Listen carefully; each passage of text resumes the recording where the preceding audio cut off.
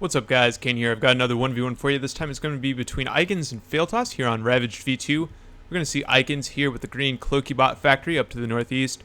Down to the southwest, it's going to be Fealthas with his own red CLxCL factory. Support commander for both players here.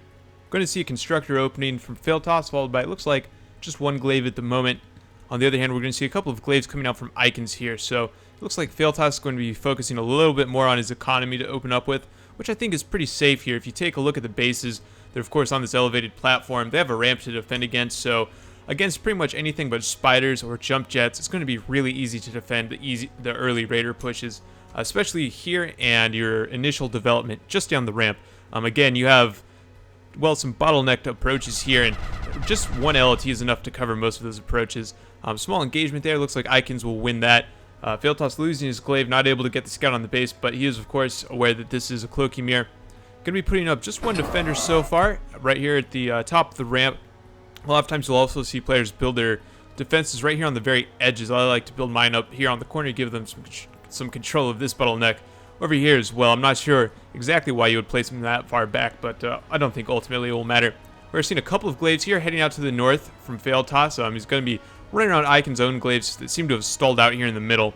I don't really think it's very useful to have them just sitting here in the middle. Well, maybe he's actually trying to slow down, trying to take control of this expansion, but you don't usually see it taken so early. You typically see this one first, which in fact we are going to see Fealthas take, as well as ikinz. He has his constructor hanging out there as well, so if you're going to send a couple of glaives in the early game to preempt an expansion, I think you should aim for this row of mechs just outside of the ramp. These two glaives do break through, but ultimately not close enough to do any damage. Fealthas is able to chase away the one glaive that survives, and so sort of a useless move there. I'm going to be trying to camp out on the slow land, and again, slowing down the expansion. Now, Fealthas' own glaives just now mean up. He did head out to this closer expansion with his glaives. This LT should help defend. Oh, a ton of glaives coming down the ramp as well, so these glaives really have no chance at all. They realize this and run back. This is good control by Fealthas. No reason to suicide into the LT with just two glaives. Run back. You can see that this damage glaive is almost entirely recharged already. And plant them somewhere out here on an expansion a little bit further down the path and see if you can catch this constructor a bit out of position. Maybe somewhere that it doesn't have defensive cover. We are seeing ikinz line up here now on this metal patch out here in the center. So I think pretty much his plan is to block off and prevent Fealthas from taking this, and then take this one himself, gain control of the center. And since this is CLxCL, center control is going to be fairly important, since you'll have a pretty good speed advantage over your opponent if you can head through the center with your forces rather than around the edges, which the loser of this central ground will probably have to do, although ikinz certainly hasn't taken decisive control of it just yet. Second constructor out from ikinz, and he'll be taking this closer central expansion. And actually a third constructor as well from ikinz, so this is quite a few constructors for the early game. Seen him, whoa, no, actually I selected the wrong list. So 3 constructors for ikinz, 2 for Fealthas, is the count there. These two glaives do manage to take out the LT. He's trying to pick off this constructor. He could just barely have it, just 5% out, but pretty difficult amount of micro here, especially since he's going to be defending a push down the center pretty much any time. It's nice. Could have gotten this constructor, I think, if he had just honestly suicided that other glaive, would have been fine. But that's, you know, not a bad pickup. You got the mechs, you got the LLT. Certainly made cost on the glaives. Definitely can't slide him for not getting the constructor as well. Now we're seeing, in classic Fealthas style, heavy fortification heading out towards the center. Basically, what Fealthas is trying to do with something like this is, first of all, give himself the advantage in these early engagements where things like defenders, LLTs make a huge difference if you have friendly defenses within range of the engagement. I should mention he's also heading up the north side with a pretty large raiding force, but either way, you put down these defenses. They help you in the early engagements. After you've taken control, you continue to fortify the position, making it not only difficult but uneconomical for your opponent to attack through that avenue directly. And by putting in the center, Fealthas is basically establishing strong control of the center, chasing away this glaive, by the way. But here, where ikinz is relying mostly on an army to defend his own expansion, Fealthas continues to fortify with these defenses. He's going to be able to make cost against the mobile army much better, unless, of course, ikinz builds some sort of specialty, sort of anti-defender unit, like hammers are a good option here, especially since they were recently buffed to take out a defender in 2 shots. Really a nice advancement. Hopefully we'll get to see some of that here, since defender pushes have been a bit problematic lately, or at least very much talked about. They've become more or less a staple, especially the 1v1 scene, and so finding a good answer to a defender push is sort of tricky. A lot of people will say that, defender push is easy to counter. It's all a matter of whether you get there first or the person doing the defender push gets there first, I believe, as far as how easy it is. Nice engagement here for ikinz. Going to take out all these glaives with this warrior. Should be able to take control of this reclaim field as well. Continues to move up his forces. Looks like ikinz is going already with the Morocco warrior composition, so he really wants to get out of the raider game, instead looking to establish a strong wall. Fealthas could use that to his advantage. ikinz certainly hasn't defended his territory well enough to justify that decision. Nice little raid here from ikinz, by the way. Not sure if he's going to be able to push in, but certainly able to deal some damage. On the other hand, suiciding this warrior, but like I was saying, ikinz is switching over to a more mid to late game composition right around the right time, 6 minutes or so, a little earlier than that. But typically, if you do that, you have to fortify the other approaches to your base. I mean, you can see Fealthas could easily run a set of glaives through here if he can juke this warrior or around the back, so take the long way up. But that's essentially undefended. There's just one LT and then maybe the warrior once you get up the ramp. But in theory, if Fealthas had perfect knowledge, he could run some glaives right through there. Same goes for this northwestern side. In fact, ikinz has essentially no control over the far northwest. He hasn't taken this plateau expansion. Same goes for Fealthas, by the way, but he hasn't fortified this at all. So having a slow army this early in the game leaves you vulnerable to a large pack of raiders sort of running through your base. But I don't think that's what we'll see from Fealthas, since he is a bit more of a defensive-oriented player. We're going to see him actually switching over to the Morocco warrior composition as well, it seems here. Constructors, yeah, actually just pure Roccos, in fact, which, of course, if your composition is Morocco warrior, pure Rocco should, in theory, beat that. So that's also a good choice. And he also has some, it looks like maybe spare groups of raiders, and this is a beautiful raid. You take these 5 glaives, you run them down, take out the LT, 3 mexes, the constructor. You don't have the reclaim here accessible to ikinz anymore, so this is great.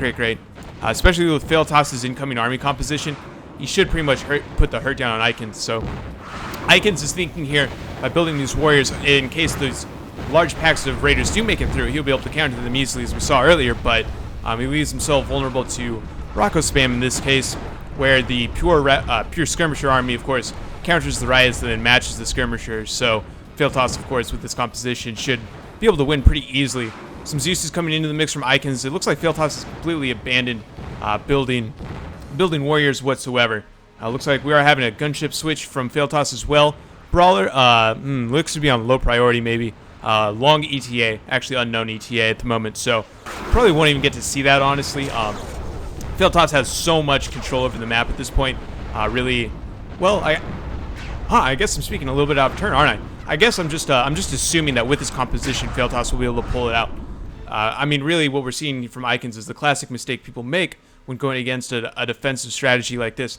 You're trying to break through, but you really need a critical mass, or you need to not engage the defenses at all, because they'll just make such great cost against your mobile army. You have to either know for sure that you'll take it out, or use something that can take it out with 0 attrition, like artillery, or you should try and go around it, but you shouldn't engage it directly with an army. That's really the worst option of all your possible options, in my opinion.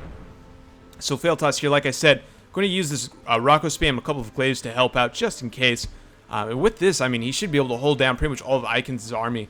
He might even actually finish up this brawler. In fact, right as I say that, this brawler has finished up and is ready to head out pretty much at any time as soon as Fealthas realizes that this is the case. So Fealthas, to recap what's happened so far, sort of lazily pushed out towards the center, fortified to win some early engagements, continued to fortify to take this expansion. He really didn't apply too much raiding pressure to ikinz, I would say, but just the small number of raids that he did execute were more than enough to put ikinz on the defensive here.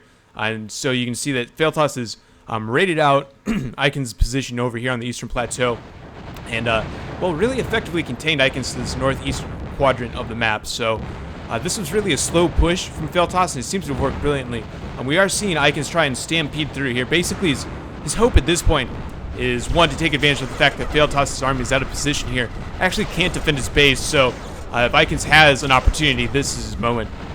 So basically what he wants to do is steamroll over the softest part of the defensive line here and basically walk himself up the ramp. But unfortunately, even though he does have the power on the ground here to overwhelm, he's going to be shut down pretty easily by these brawlers.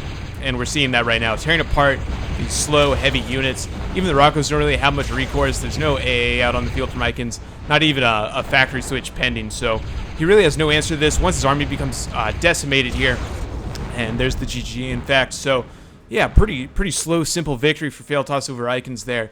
I can't really point out anything that ikinz did incorrectly. Well, actually, I guess I sort of can.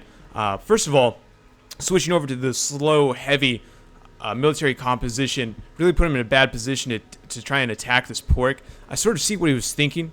Wanted to go for a bit of a head-on assault, but he actually didn't need to break through here at all. He should have just, let Fealthas build his defenders, build his stingers, try and keep him in the center, but there's no need to break through. There's so many other avenues you can see here. Here's one that's completely undefended, right through Fealthas' base. The same goes down here, and you go around the back side here, and you can get in. Pretty much no sweat, of course. It's hard to know these things in advance, but that's the importance of scouting, gathering information to try and figure out where the weak spots are. But the very last thing you want to do, I feel like, is try and move your army through this huge defensive position, or build a slow army, which, like I mentioned earlier, I believe was a bit of a mistake, although he wasn't punished for it in this case. I did leave him open to a very fast raider group coming up through either of those avenues that were unsecure, like I mentioned. Between that and what I would say his slight passivity compared to Fealthas, even though Fealthas played defensively, he was sort of aggressive with his defenses, if that makes any sense at all. But he was making sure to expand behind them, I guess is what I'm trying to say. So sort of all of those factors wrapped into a bouquet led to ikinz' downfall here, I believe. Let's take a quick look at the metal graph. We can see that ikinz was pretty close as far as metal production here with Fealthas the entire game. So he did actually, no, that's nothing significant, just 30 metal. So really good economy by both players, actually. Ultimately, I think Fealthas sort of wore ikinz down a little bit more, and then, of course, ikinz did manage to break his sword on Fealthas' shield a little bit, and well, the gunship certainly sealed the game. So I really enjoyed that. Hope you guys did as well. Leave me any additional comments you might have in the comments section on YouTube, and I'll catch you all next time.